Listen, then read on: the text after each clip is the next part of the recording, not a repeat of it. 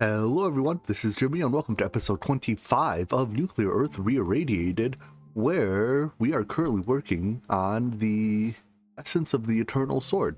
So if we look at the sword recipes in our ME system, this has ballooned out of control recently with the goal of making this thing. But I figured, hey, if we're going to try to make the essence of the Eternal Sword, and by the way, I've gotten all the recipes encoded. This is what we did at the end of last episode. There are 8 left. We're reasonably close.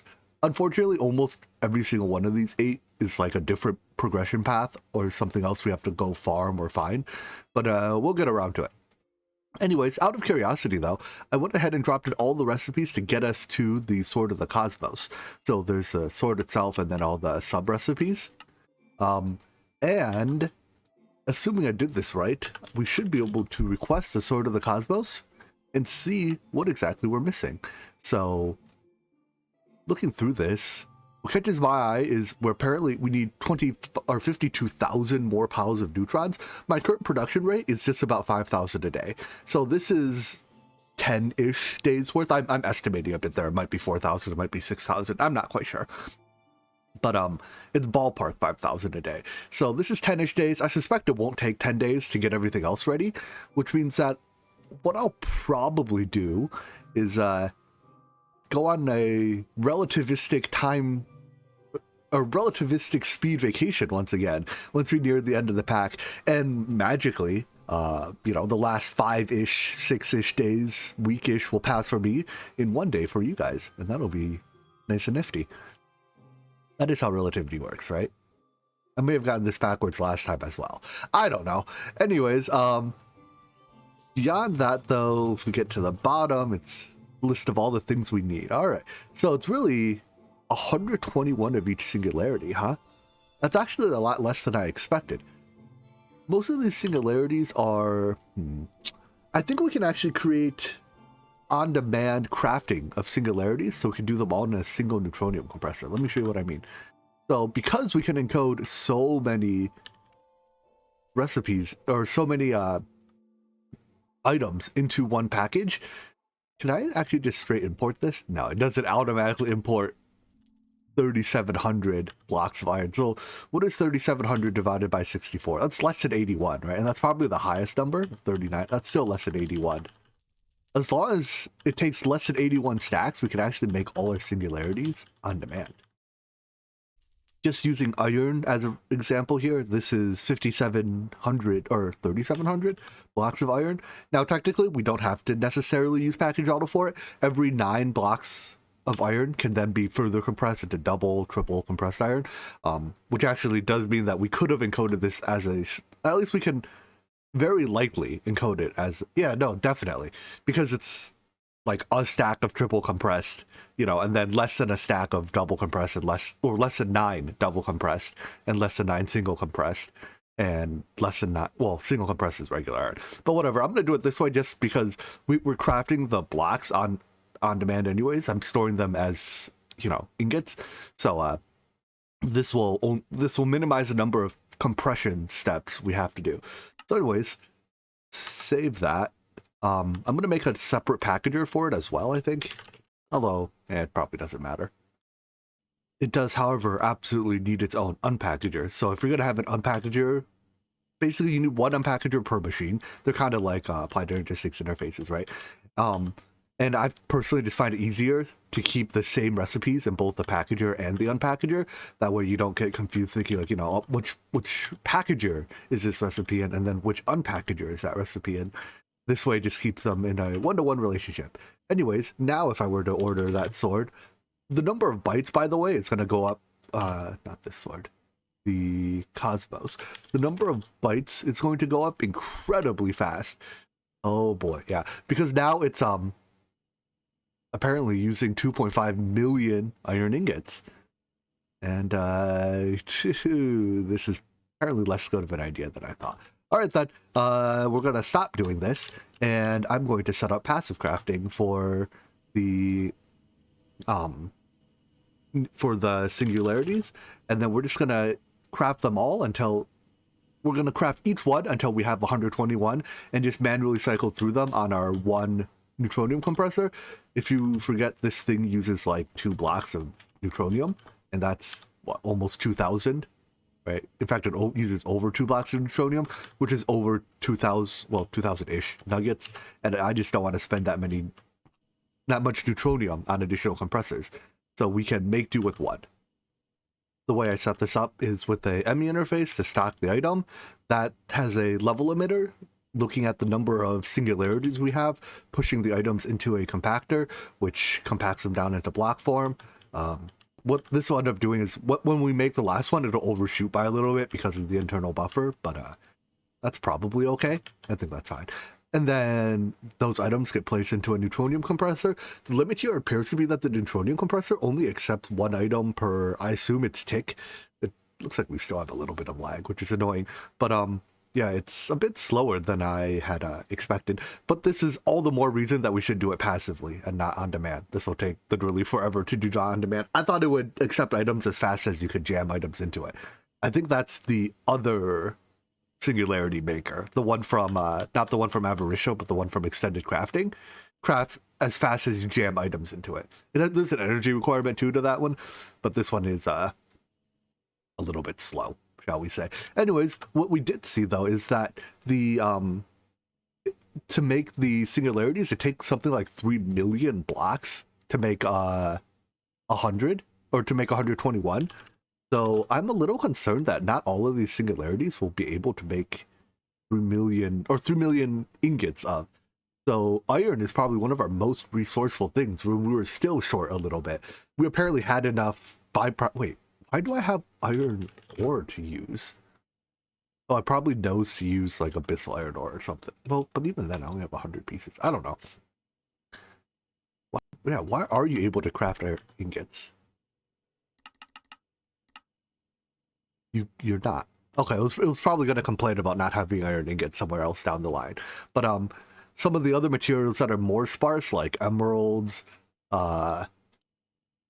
diamonds, right? This singularity, it's basically the same number, like 5% less. But I'm nowhere near having 3 million diamonds. This is about 5 days worth of production, probably even more than 5 days worth of production. So we're gonna need faster. Oh my gosh, that's so annoying. All right, well, at some point we're gonna have to make either more waiting or the tier 6 void ore miner just to make enough diamonds and the other rare singularity materials. I'm also gonna pin the one singularity that's a little bit special. The flux one requires some actual crafting. Like, we don't just get this stuff for free. But I think it's crafting wise, it's quite simple. Yeah, we can either alloy smelt it or something. Nope, looks like there's no alloy smelter recipe. But take electrum or gold and silver, put it together with some redstone, yada yada yada. Enough about herder singularities. Let's move on to some Thaumcraft today. So the sword here is made on the infusion altar, but even before we get around to there, or the runic matrix, whatever. I mean, it's an infusion, right? We have to make the runic matrix, and we also need the runic matrix to make one of the swords that go into the final infusion. So the runic matrix in this pack, I think, is going to see a lot of use because the Thaumic edition's metals are made in it. So ord metal upgrades into mithralium with a little bit, oh boy, that's a lot of stuff, which upgrades into adamantite, which upgrades into mithmin. I'm not going to try to pronounce those. Even 2-to-1 or 3-to-1 ratio, because it takes, oof. Yeah, this mithminite's very expensive, but it's a very high tier material. It can make like these Thaumic editions jars really are probably better than Thaumic, whatever the applied logistics add-on for Thaumcraft is, because the jars are super large, hold a lot of Essentia, and will auto void when full. We also need one of the plates for the plates. No, maybe it's ingots. We need it somewhere for the tier 6 void binders, I think. Oh no, that just uses mithralium. So technically we don't have to go all the way up to mithminite, which is probably good. This stuff looks like a real pain in the butt to do. But In any event, let's start by getting to the runic matrix. For that, we're going to have to do some research. Probably not much. I think actually that might have been it. We've unlocked the runic matrix. Nope, here we go. So I have to give it a stone, a feather, and a thing of air essentia. In order to make the vial of air essentia, though, we have to get into the smeltery system in Thaumcraft. So I think that's actually under a different tab. Is it under alchemy here? Yeah. I need one of each basic crystal to begin. And that should unlock the basic tier Essentia Smeltery. And now this is the most obnoxious thing in the world. I can't, like, cheating through the Thaumcraft research saves so much time. And I mean, it is literally cheating. But going to pick up one of each of these things or throw one item into the... Yeah, I'm going to cheat through Thaumcraft research. I'm sorry. I know some people hate seeing cheating. And... like maybe some of this research back here. Oh, let's see. Is it difficult? But almost all of this is just pure tedium. It has a nice effect of like teaching you what stuff does. You know, you can't make something without literally doing the research page for it. So it should hopefully result in less confusion. But all of this is so incredibly tedious that yeah, I'm going to cheat. So let's see what exactly the command was. I think this should give me all the Thaumcraft research. You can do it individually, but trying to give myself every single research individually is also going to drive me insane. So here goes, I guess. This does give you a lot of warp. Just be mindful of that, I guess. Ooh, that was loud. All right, so in the process, I got a few items. Just a couple plates. I'm going to keep those. Cool. Well, this is going to fly up on our screen for the next 30 minutes telling me about all the stuff I learned to make, but we'll deal with it. Did it take my Thaumanomicon away? One of those, probably the tome sharing one, took my Thaumanomicon from me. Thanks, game. I didn't need that or anything. And this is what the fully decked out tree looks like. We've gotten access to all the stuff. So now if we look into alchemy, you can stop telling me about that. I'm sure if I relog, they go away. We've unlocked the Essentia Smelter, but even the higher tier Essentia Smelteries, Thaumium and even Void Metal Essentia Smeltery. So I would like to make probably actually the Thaumium one. The upgrade of the Void Metal one, it is more efficient, but it's actually slower. And I like speed more than efficiency. So let's see about upgrading our Essentia Smeltery to Thaumium tier. Before even getting that far though, Thaumcraft needs space. And what better thing to make space with than the destruction gadget? So I'm going to level out a bit more terrain here. I've already built the glass ceiling above here, so we don't have to worry about any of the like the flux tentacles coming and ruining our day. But that should be enough room to do all of our Thaumcrafty things. A lot of it is... it's probably already in my chunk loaded area, which might actually, I might be chunk loading too much, might contribute to the lag, but whatever. I set up terminals facing this way explicitly so I don't have to look at the rest of my base while I work here, because that's laggy. This, it's slightly less laggy, I guess. Most things in Thaumcraft cannot be fully automated without the Thaumcraft AI add-on, like the Arcane Workbench crafting. There's no automated, at least not that I know of.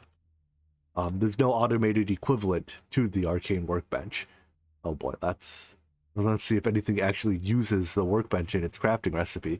But I don't believe, unless it's part of the add-on, and, you know, I kind of did ignore the whole research aspect of it, so perhaps that's my fault. But yeah, we're going to have to do all of our Workbench crafting manually. What that means is that I'm going to set up the applied energistics system to just dump ingredients into this storage crate here, and effectively batch craft, but have applied energistics, you know, pull the ingredients for me. So like I need a whole bunch of Essentia tubes and valves. Easy. Essentia tube times 100. Hit that button, and then the materials show up here. Got it. And then we can turn these into Essentia tubes. Yeah, so this does use Vis. That's 10. Why is my this cost higher? I know I don't have any. Oh, because I have flux phage right now. Dang it. Do I have milk? Yeah, I got a little bit. All right, debuff be gone. That's one of the debuffs from. Oh, I guess we can't melt it away. Whatever. That's one of the flux effects, warp effects that you get for cheating in the doing the research in general. So anyways, as I craft here, you see this chunk has 186 bits in it. It drains it. There's no harm in draining it all the way to empty. Like I just did. However, when it's empty, it'll take some time to recharge. There is an item called a charger, a workbench charger or something like that.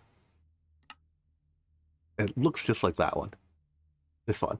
That this can be used to make it such that the work table draws this in from not just its own chunk, but from all 9, like the chunk it's in, and all 8 adjacent chunks.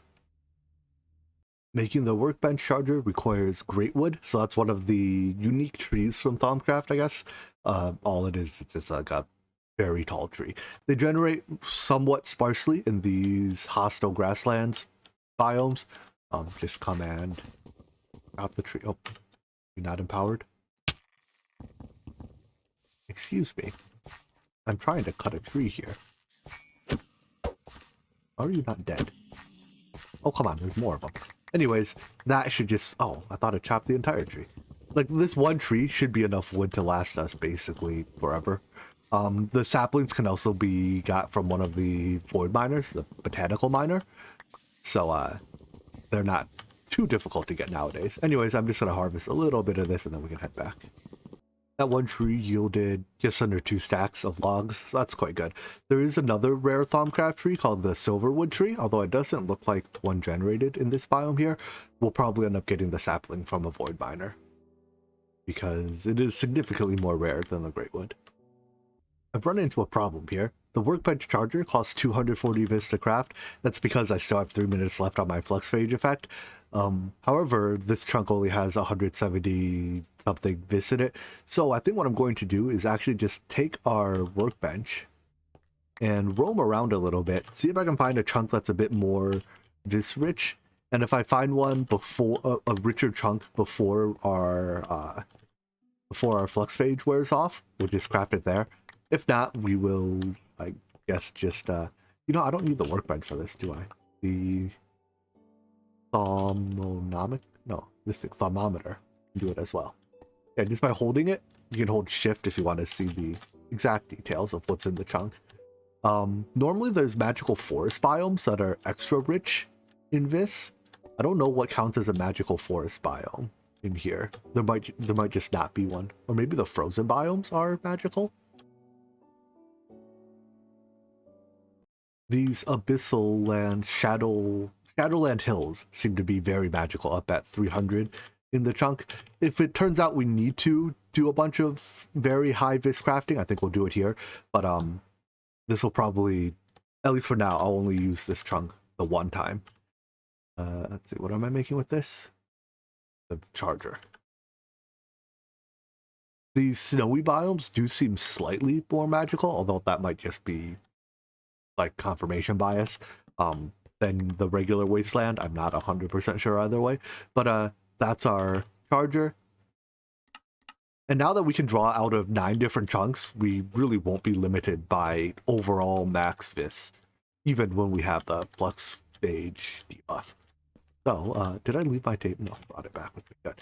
You put the charger on top of the table, and now it has 1500 available. Without it, 177.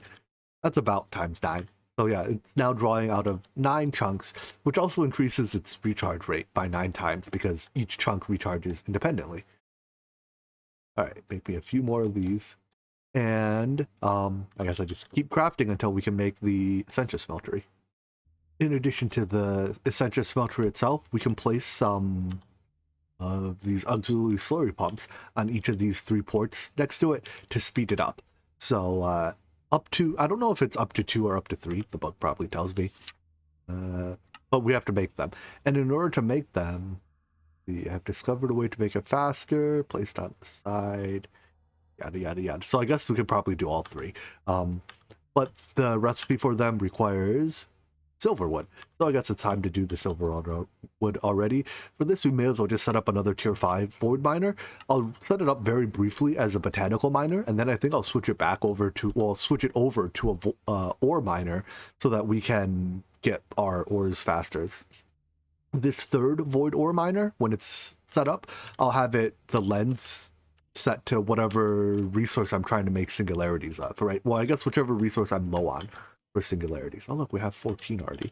Probably also extract the singularity when it's done. But, yeah, we'll use, like, the lens for diamonds until... Do I have to extract the bottom? Nope. We'll use the lens for diamonds until we have enough diamonds, and then whatever else we're low on, probably iridium, yeah, and other stuff. Making these structure frames takes a little while, though, so I think while that crafts, I'm actually just going to swap one of our void ore miners very briefly over to a botanical miner. That's literally all you have to do is switch the controller. There we go. I was about to say that better be all you have to do. And then I'm just gonna dump it into a crate. But pretty soon we should get a silver leaf sapling, or no, that's mineral. Silver wood sapling. Sorry. Maybe I can change the lens color to target it a bit better. Nope, there is no preferred lens. All right, well, hopefully we get one before this crate fills. We got some wood. I mean, I guess that'll kind of do.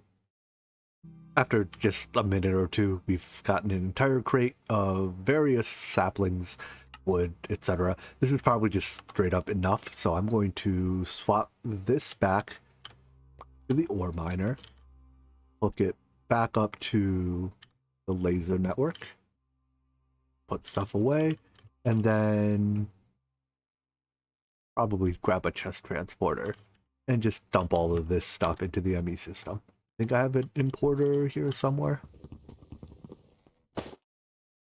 I'll put it down. Like so. Oh boy. There's a lot of different items in there. For now, I'm only going to use a single smeltery because with the slurry pumps and all the good stuff on the smeltery, it's actually quite fast. I don't know if it's necessarily fast enough to keep up with the speed that it can melt items, but it'll be quite fast. So if it's not completely fast enough, it'll be close. There's also, once we get the higher tier Thaumic Editions smelteries, they get even faster. So anyways, snowmen. Everywhere snowmen go, they leave a trail of snow. So like it doesn't get snowed on here, but snowmen poop everywhere. Well, so be it. Anyways, now if I throw any items in here to be smelted, so let's get some coal as fuel. It's not the best fuel. Alumentium is the best fuel. It gives you extra slurry from your stuff, but meh. We'll use coal just to get started, and then we can now melt stuff down. I'm sure redstone will, yeah, potential. Well, potential is usually plentiful. But this melt down some coal just to see how it works.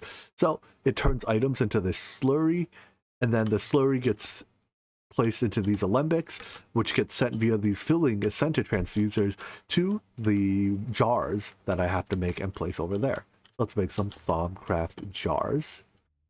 I think they're called warded jars. The basic warded jar is literally just that. But there's a whole bunch of different tiers of warded jars that get better. The warded jars start from basic and then go up to brass, thaumium, void, mithralium, you get the idea. The highest tier one is also a, let's see, to my old void jars, it doesn't explode, wait. So yeah, the final tier one holds 4,000 Essentia, which is, I mean, I guess that's nice. Given how much work you put into it though, I'm probably would rather just use a lot of low tier jars, but it destroys excess Essentia. But then again, void jars destroy excess Essentia. Doesn't explode from flux overfill. I've never had a void jar explode on me. I don't know. I'm just gonna probably stop at like void tier. Does it tell me 500 per jar? I think a basic jar is 64. So it's a significant step up. On second thought, this is Thaumcraft 6, isn't it? Thaumcraft 6 jars, I think, oh wow, that uses a lot of this. Thaumcraft 6 jars hold more than 64 each. I think it's Thaumcraft 4 jars that hold 64 each. If I had to guess, the Thaumcraft 6 jar probably holds 150 each by default. So upgrading to, what are these, 400? I mean, or 500? I guess that's still like 5 jars in one. Eh. Is it worth, like, is it really easier than just using a whole bunch of basic jars? I think not. To facilitate crafting that uses a lot of this, I'm just going to set up a few more of these tables. So each one can draw Essentia from its surroundings. Well, I may have put it too close. No, I guess this one just has a bunch of low-vis chunks around it. All right. Yeah, I'm gonna, come here, craft it until it's empty, and then set up another one 3 chunks over. So that table draws all the vis from this chunk and this one. So if I put my next table on over here, they should not share any vis. And one of the tables will go here in this hyper dense. It's I mean, I guess it's denser than the surroundings, but it's only I expected this to be way more than 2,000, honestly. Well, I guess whatever. 2,000 vis is enough for us to finish crafting. So if I need to use a lot of vis for crafting, we can come over here and do it all in one go. All right. So anyways, those are our jars. 40 jars is not quite enough. There's more than 40 Essentia types, and each jar can only hold one. But you tend to use some types of Essentia a lot more than others, and the types you use often are, there's definitely less than 40 of those. So each of these filling transfusers can fill any jar within, like, I think it's a 12 block range of it or something. So if I just set these up, let's start from here. 4, 5, 7, 9. I guess we'll set up a block of them like this. Let's make it 10 by 4. Yeah, odd numbers, or even numbers. But as you can see already, Essentia is flowing directly into the jars. And with that, they start filling up. I'm going to make myself a pair of goggles of revealing. We can't attach it to this helmet, can we? What are the helmets we can attach goggles of revealing to? I guess the steel stuff? Sure. All right, Ender helmet, time to be enchanted. I decided to go with the Ender one, not the top tier one, because the top tier one requires neutronium to make. So fire protection 3. All right, whatever, good enough. I like the Ender Isle gear because you can put like various different modifiers on it. So this one has night vision and revealing on it. And if I just find what the keybind is for Ender Isle night vision, Ender night vision P. Nope, clearly not P. All right, let's give it a different bind. Right bracket. There we go. We now have basically free night vision. It uses a little bit of RF out of the helmet, but it's incredibly low. The revealing effect then lets us, when we look at things that have Essentia in them, like the jars, it displays a little floaty number telling us how much it has. So anyways, I started melting down some feathers because... Did I start melting down feathers? I needed the file for research that I cheated through, so I guess I didn't need to melt down feathers. All right, well then I think at this point we're ready to make the Runic matrix. This should be a relatively easy crafting recipe. Yep. While I have my helmet at full durability too, I should put radiation shielding on it. So this gives it, I don't know, a little bit. We're at 1 millirad per tick. It's no meaningful change. Whatever, doesn't hurt. Anyways, back to crafting the thing. Oh, first, we get a 5% vis discount too from our helmet. Helmet, yeah. The revealing effect gives it a 5% vis discount. Anyways, the Runic matrix requires us to make niter, and there's one of the colors of niter you can make directly, but I'm kind of sick of throwing stuff into crucibles. I've managed to not throw my ME terminal into the crucible on accident this playthrough, which is quite impressive considering how often it happens. However, there is a tool that can be used to do alchemy without having to throw stuff into crucibles, and that is the Thaumatorium. Is that what it's called? So this is a crucible topped by 2 alchemical constructs. If memory serves me right, the alchemical construct still needs heat in the form of fire under it, but it does not need water pumped into its crucible. It might be backwards. It might be the other way around. Does need water. I don't know. We'll find out when it doesn't work. So sprinkle some Salus on it, and poof. The Essentia that powers it comes from, well, it will come from these jars. So the jarred form Essentia is perfectly good for powering this. And we can just use an emptying Essentia transfuser, I think, on any of these ports. So this one can empty jars, as its name suggests, whereas the filling one fills jars. So now, what was it I was making? Short-term memory loss. Niter. So Niter, I think, is it yellow that you can craft directly? Yeah. Is made with Lux, Ignis, and Potentia and Glowstone Dust. So get some Glowstone Dust, and then Lux probably also comes from Glowstone Dust. Works for me. Let's take a stack of it, throw it into here to be melted. Take our other stack of it, throw it into here, and then choose what output we want. Because Glowstone can either be duplicated or turned into Niter, you have to specify. And then when you tell it to craft, it sucks in, as you can see, the Essentia from there, and it spits out the item out the front. If you put a crate or some inventory of some sort, I think it's in front of this port, it places the items into the inventory instead of spitting it into the world. But this is just a cleaner way to do alchemy. Now, it is slower than just throwing stuff into a crucible, and it also well, it's slower because it sucks the stuff in relatively slowly. It also by saying it's a bit lossy because the Essentia smeltery is a bit lossy. I think the Thaumium Essentia smeltery is like 75-ish% efficient, so you lose about 25% of the Essentia in the process. Eventually, the higher tier smelteries are actually more than 100% efficient.